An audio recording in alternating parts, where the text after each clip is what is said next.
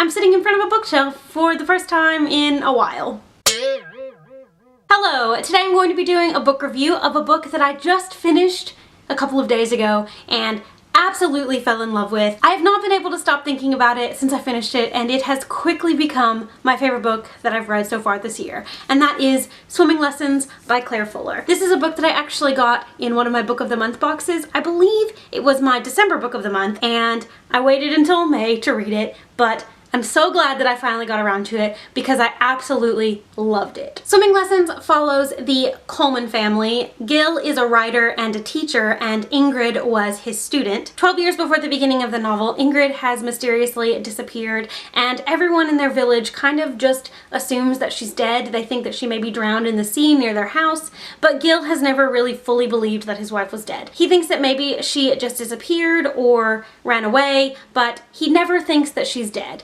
And at the start of the book, he is pretty sure that he sees her out the window of a bookshop. And so he starts to follow her, and it leads him to have an accident where he's fallen down and he's hurt himself, and his two adult daughters, Nan and Flora, have to come home to take care of him. The book is told in an alternating timeline between the past and the present. The present is told from the point of view of Flora, Gil and Ingrid's youngest daughter, and she kind of has this idealized view of her childhood, and as she spends time with her father and she's there taking care of him in the house that she grew up in, she kind of starts to realize that maybe her childhood wasn't so wonderful, wasn't just as great as she thinks it is, and she's learning more and more about her family as she spends more time in this house. And the past is told from Ingrid's point of view, and she is writing letters to Gil telling their story, their love story, how they met, fell in love, got married, had a family. And instead of sending these letters, she sticks them in his books and hopes that maybe one day he will find them. And the letters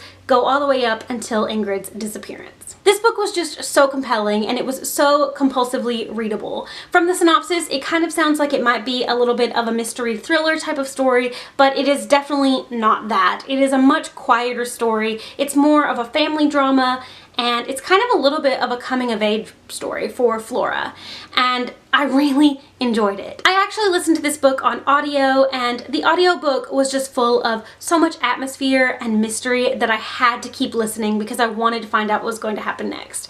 The narrator did such a good job of painting the picture of this family and kind of making you feel like you're there in the moment with them. This book has a lot of strengths, but I think that one of its biggest strengths is the characters. Each character is so well written, so well fleshed out, and so dynamic. I especially loved the character of Flora. I thought that she was maybe the most interesting character in the whole book. Throughout the book, she kind of has to grow up and shed the naivety that she's lived with her whole life and really come to terms with the fact that her family isn't perfect and never has been perfect, and that she didn't have this ideal, wonderful childhood that she's kind of imagined that she's had. Like Gil, she kind of has always believed that Ingrid didn't die and that someday she's going to come back, and so the fact that that is a constant theme throughout this book, the fact that she never really sheds that idea, is I think what makes her one of the most fascinating characters that I've ever read, and I really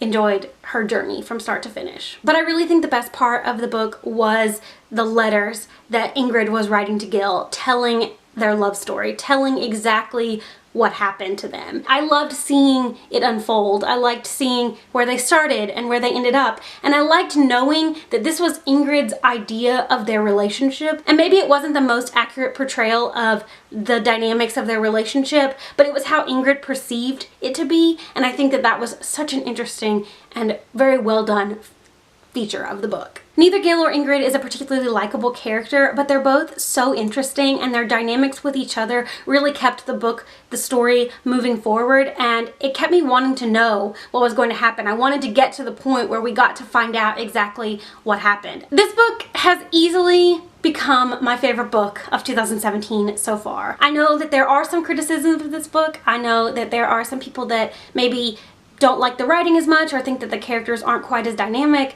and I think maybe if I had read this book instead of listened to it, I might have some similar opinions. But for me, the audiobook created an atmosphere that propelled me forward, kept me reading, kept me on the edge of my seat almost, and kept me engaged in the story. If this at all sounds like a book that you would be interested in, I would highly recommend picking it up. The writing is really great, the characters are really great, it's just a wonderful book, and I would highly, highly, highly recommend picking it up, because it's great. So that's really all I have to say for this book. If you've read Swimming Lessons by Claire Fuller, I would be very interested to know if you have similar or different opinions than mine. Leave a comment down below and tell me what you thought of this book. Just be wary of spoilers. If you're going to post something spoilery, give a big enough warning that nobody will accidentally get spoiled. Thank you so much for watching. I hope you enjoyed this video, and I will see you again very soon.